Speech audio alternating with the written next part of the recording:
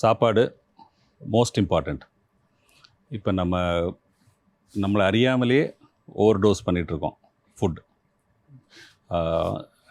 Actually பார்த்திங்கன்னா நம்ம day to day சாப்பிட்றதுல 50% சாப்பிட்டா போதும். பட் நீங்கள் நிறைய சாப்பிட வயிறு எக்ஸ்பேண்ட் ஆகிட்டே தான் போகும். ஸோ எவ்வளோ சாப்பிட்டாலும் பத்தாது அட் ஒன் பாயிண்ட். பட் அதே மாதிரி குறைச்சிட்டே வந்தாலும் அதுக்கு ஏதாப்புல உடம்பு அட்ஜஸ்ட் ஆகிடும். பசி வராமல் இருக்கிறதுக்கு கார்போஹைட்ரேட் குறைச்சா தான் முடியும். நீங்கள் கார்போஹைட்ரேட் டயட் பிரேக்ஃபாஸ்ட்டுக்கு எடுத்தீங்க அப்படின்னா குளுக்கோஸ் ஸ்பைக் ஆகும், இன்சுலின் ஸ்பைக் ஆகும். ஒரு 11 மணிக்கு டிஃபன் ஏதாவது ஒரு ஸ்நாக்ஸ் சாப்பிட வேண்டியது இருக்கும். தென் அந்த ஸ்நாக்கு ஸ்பைக் ஆகி 1 மணிக்கு lunch, then again 4 o'clock snack, then 6 o'clock ஒரு snack, then 8 o'clock lunch, dinner, then before sleeping snacks. இப்படி தான் most people's life is going. Ideally you have a breakfast which is high in protein, then you will not feel hungry till 3 o'clock, 4 o'clock without anything in between. High in protein ஏதாவது suggest பண்ணுங்க doctor. If you vegetarian பார்த்தீங்கன்னா பன்னீர், soya.